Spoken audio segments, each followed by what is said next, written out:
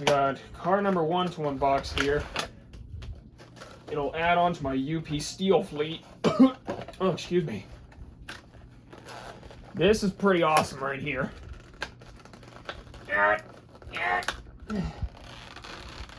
Whoa! This thing just flew up.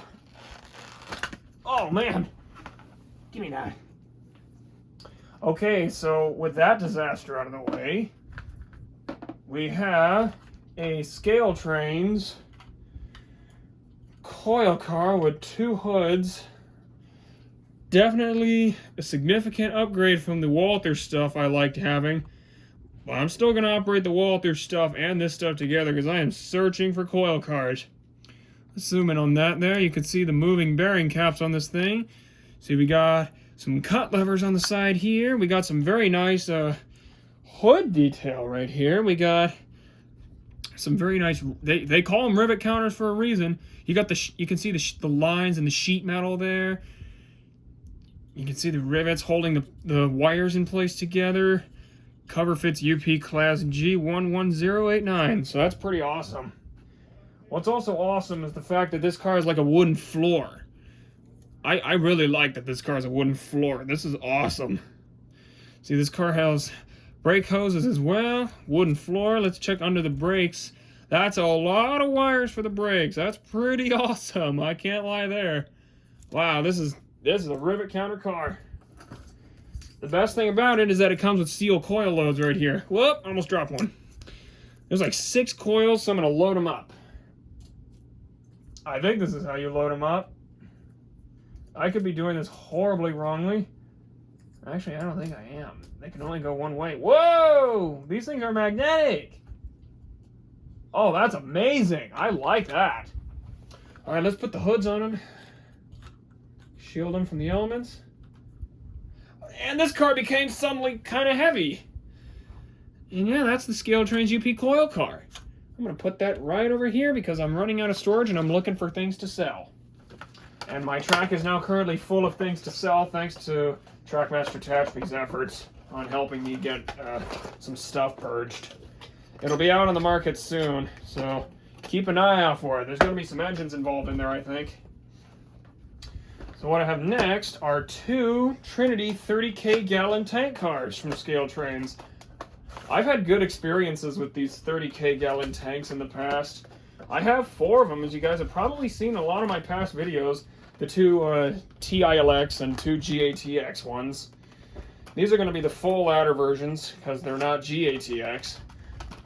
If I can get them out of here.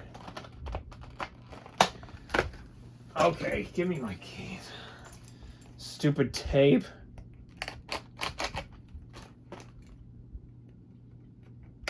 Okay, there we go. Come on. Whoa. Okay, there we go. So I have 4 of these tanks, but I never actually did a review on them, so here's the first one. PPRX 664128. Fun fact, back in 2014, before the DOT 117 tank car was invented, I actually saw a unit train of these come through Tatchby headed eastbound. It was very popular, hit the Bakersfield Californian and everything. And I mean the newspaper, not the city. It came through the city, but it also made headlines in the Bakersfield California newspaper. It was a big deal. And it was a unit train of entirely PPRX tank cars. Like nothing but PPRX tank cars. 101 of them. Exactly 101 tanks. It is a memory I will never forget, hanging out with my grandfather on that day. And we went, chased this thing all the way up to Tatchby, I think. So that's the backstory I have with these tankers and why I wanted them so bad. So let's take a look at them. Like the other tank cars I have, these have moving blue bearing caps. Very fascinated by those. We got some awesome shelf knuckles right here. Look at the little shelves on the top and bottom. We got brake hoses. Nice. See, we got some nice cut levers right here. Wow, they're pokey too. Let's see, we got some nice brake rigging on the underside here. You can see right here is where they unload the crude oil. And I'm not exactly sure what this, hold on. Not exactly sure what this portion of it is. It's like a bunch of wiring right next to it. I don't know what that's for. Maybe it's the valve to open it or something. Actually, the more I look at it, the more I think it is a valve. So yeah, that's tanker number 1. I'm gonna try to find somewhere to put it. I gotta organize all this stuff. These tankers will probably be seen with the other 4 tankers just like this. I will probably do more stuff with this. Because, I mean, these are PPRX tanks. They're always seen on BNSF manifests now. That's why I got a couple of them. I requested quite a couple of them for this coming holiday season, including my birthday. Let's get the second one out. It's going to be the same exact thing. But you get the point. Oh, something fell out of there. And it's not unlike the last time I got some rounds of these cars. Come on. Goodness gracious, man. I'll just open it like this.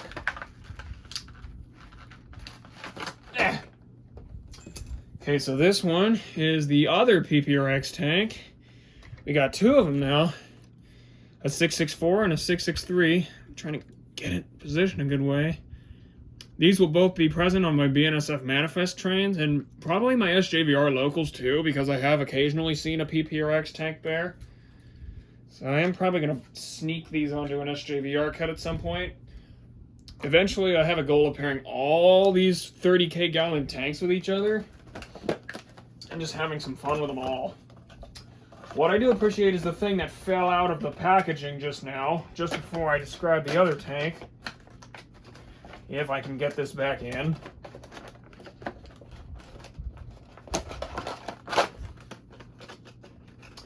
What I really appreciate ScaleTrains doing is this right here. A small bag of spare blue bearings. There's like a whole truck's worth of blue bearings in there, so I'm going to hide these in the tank. I got these the last time I got my set of 4 tanks. I've always had a 2x2x2 set of tanks, so I got them 2 at a time each time. Now we're moving on to the good stuff for tonight. You can probably guess where this is going by the look of the box. When ScaleTrains released these, I was just in love with the BNSF Heritage 1 version.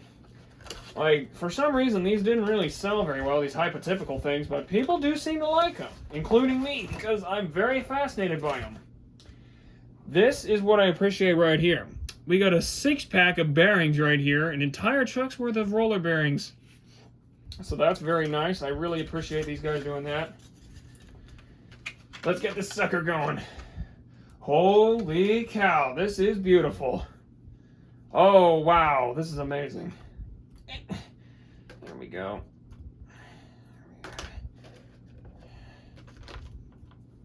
Oh boy, I can't wait to see this guy rolling. Wow, this is amazing.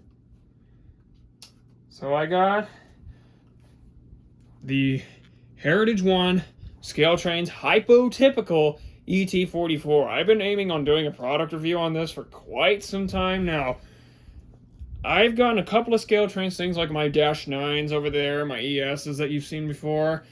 But when I saw that ScaleTrains was releasing the Heritage 1 thing, I was just in love with it. I have no idea why I was so attracted to this one only, aside from the CSX YN2 thing. But this is one I've really wanted to get. It's so nice. It's one of the most beautiful units ever. As you can probably tell already, this sucker is moving bearing caps, judging by the bag that came out earlier. We have some really nice brake rigging that routes around the center truck, because this is an ET44 C4, meaning there's only 4 traction motors and none in the center trucks, front and back. So that's what the C4 is. Let's see what else we got. We got red Santa Fe walkways here. So this is an early Heritage 1, very early Heritage 1. You can tell they're early Heritage 1 by the size of the numbers, as well as the color of the roof walks. There's not roof walks, the walkways, my bad.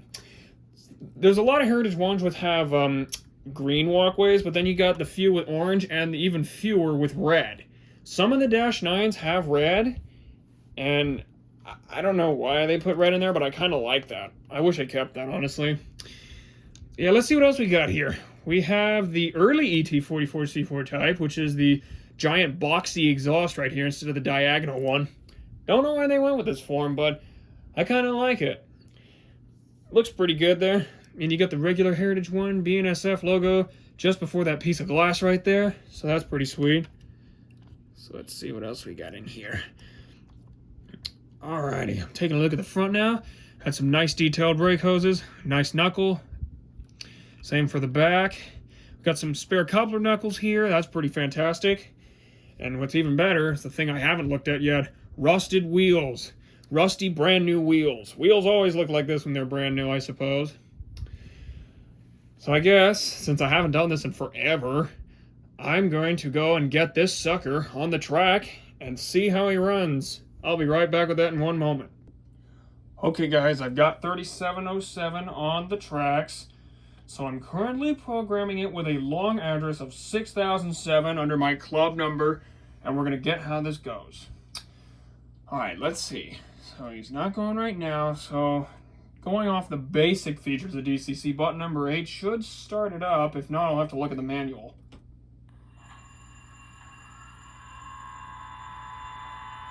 Here he goes.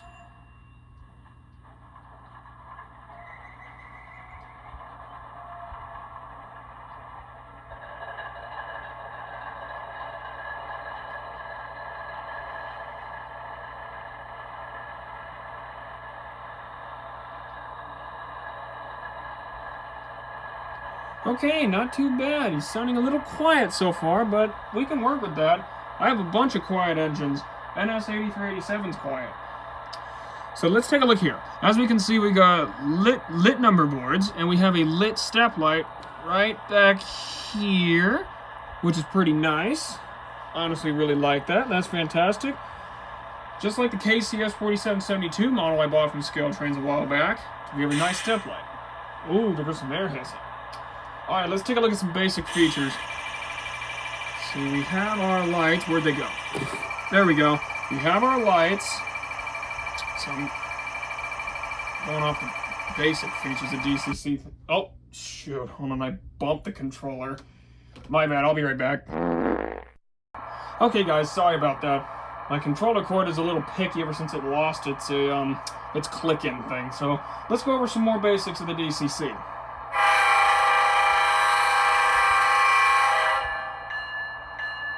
Wow, that is one of the loudest horns I've ever heard.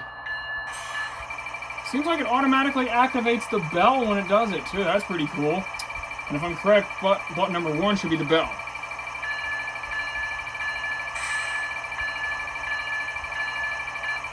Yep, it's the bell. So, button number 3 might be short horn? I don't know. I don't know with ScaleTrains units. I'm used to Tsunami sound decoders, like Athearn and Walthers, so let's find out what ScaleTrains has for button number 3. Oh wow. That almost sounds like the brake wheel tying down.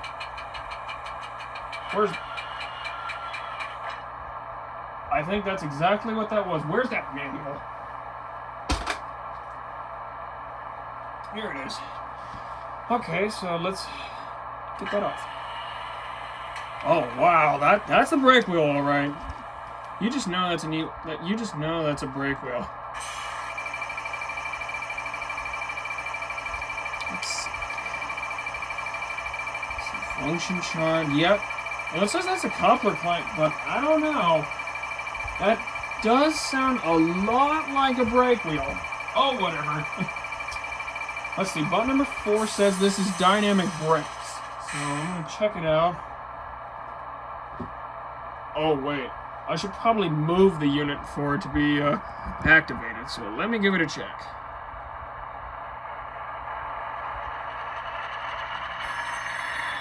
Oh wow.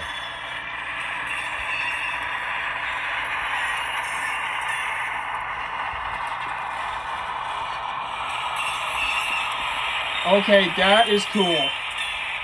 We have real sound effects on that. That is cool. What won't they think of next? Alright, I'm going to try dynamic brakes one more time while moving backwards. Keep it going, buddy. Wow, he takes a long time to throttle up.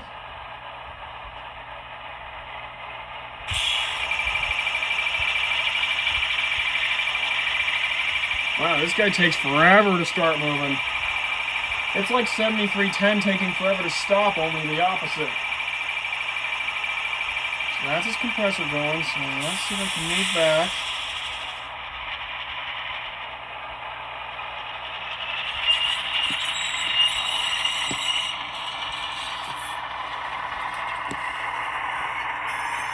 Alright, I hear dynamic brakes going.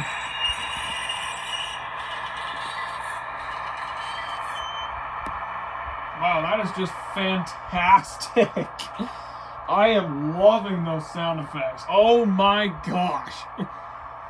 I mean, I haven't had the best experience with ScaleTrains because of the Dash 9 pickup problem I consistently have with all 5 of those Dash 9s I picked up, but this is pretty good. The 3707's not having any issues so far. I'm really hoping they resolve that, because I'll have a better opinion of ScaleTrains that way. Let's see. F5 says the DPU lights, which is pretty much the ditch lights. I think. Nope. That just turns the lights on the other way, I think. Let me look in the tunnel here. There's a hopper in the tunnel. I can't do it. I'm sorry. Okay, so toggles head or ditch lights off in the leading direction and on at reduced brightness on trailing end. Interesting, interesting. I'm going to have to look at that. So let's see. Oh, button number 6 is the ditch lights. Yeah, that's confusing. I have a couple engines that do that. One of my Walthers ES44s does that too. So, yep, button number 8 is startup, so that's button number 6. Flange squeal when model is moving. Let's try that again.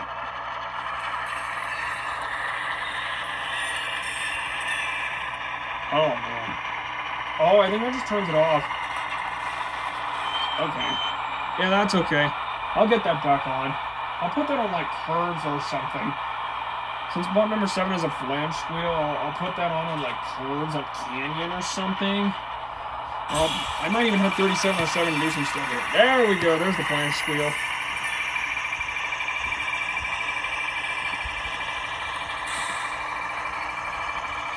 Seems like he's thumping a bit in his middle wheel there. So the only thing I can really do is just buttons 1 to 9 on NC, so I can't access any other functions, which is kind of sad, but yeah, that's just the basic functions of the 3707, so let's give him another speed test and see what we got when he's pulling those awesome cars I just received.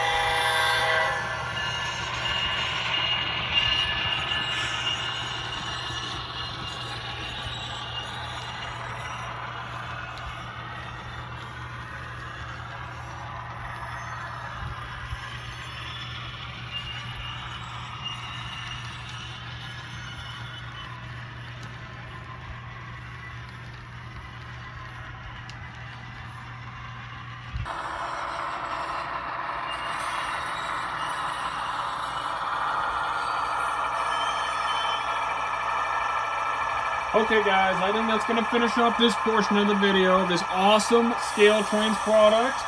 I have reignited my hope for ScaleTrains because of this amazing product. While testing this unit with the tank cars and the reefer back and forth, I experienced absolutely no pickup issues whatsoever.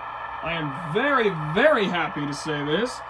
I really wish they could have resolved the issue with the Dash 9s, but hey, what can you do, right? I'll just keep cleaning them until they run out completely. Anyways, I will be back on Christmas Day with the next portion of the unboxing video, I believe. And if not, I will tell you. But I will be right back with the next portion of the video in a minute. Thank you for tuning in this far, guys. If you made it this far, drop a comment.